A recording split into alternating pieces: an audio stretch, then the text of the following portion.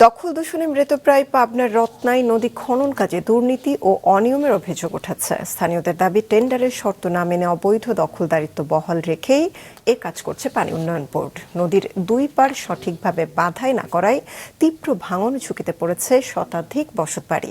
রাতুল ইসলাম সুমনের ক্যামেরায় উৎপল মিশ্রের রিপোর্ট। পাবনা সদর ও আটঘরিয়া উপজেলার উপর দিয়ে প্রবাহিত ঐতিহ্যবাহী রত্নাই নদী পুনরুদ্ধারের খনন কাজ শুরু করেছে পাবনা পানি উন্নয়ন বোর্ড। মালিগাছা বোটঘর থেকে প্রায় 10 কিলোমিটার এ নদী খননের জন্য বরাদ্দ দেওয়া হয়েছে 6 কোটি 9 লাখ টাকা। যদিও মূল ঠিকাদারের পরিবর্তে কাজ করছে সাব ঠিকাদার।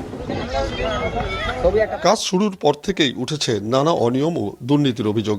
স্থানীয়দের দাবি, মহাসড়কের পাশে নকশা অনুযায়ী খনন করা হলেও ভেতরের অংশে তা মানা হচ্ছে না। প্রভাবশালী দখলদারদের অবৈধ স্থাপনা বাঁচাতে দরিদ্র পরিবারগুলোর বসতি ঘেঁষে খনন করায় ঝুঁকির মধ্যে পড়েছে অনেক ঘরবাড়ি।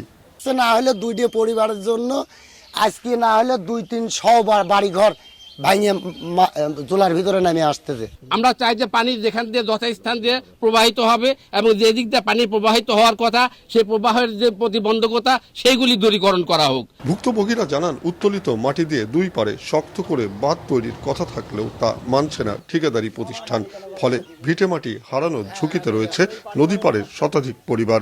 এক সাইড দিয়ে গরিব মানুষের ক্ষতি করে যাচ্ছে। আমার বাড়ি ঘর ভেঙে যাচ্ছে। এই একটা বাড়ির জন্য 50টা বাড়ির ক্ষতি করেছে এই পূব পাশ দিয়ে হচ্ছে এই লাইনটা করি। টিউবওয়েল, আপনার এই যে বাথরুম, আপনার সাবমার্সিবল, এগুলো সব ভেঙে ভেঙে যাচ্ছে। নদী হওয়া লাগবে, এক কথা যেভাবে কাটার দরকার ওইভাবেই কাটা লাগবে। অবৈধ দখল বহাল রেখে নদী খননের কথা স্বীকার করে ঠিকাদার প্রতিনিধি ও পানি উন্নয়ন বোর্ড এর সংকটের জন্য মামলা সংক্রান্ত জটিলতাকেই দুষছে। কোর্টের নিষেধাজ্ঞা দিয়ে রাখছে, তো আমি তো নিষেধাজ্ঞা উপেক্ষা করে আমি তো এই জমি কাটতে পারি না। এটা ওয়াটার বোর্ডের পক্ষেও সম্ভব না।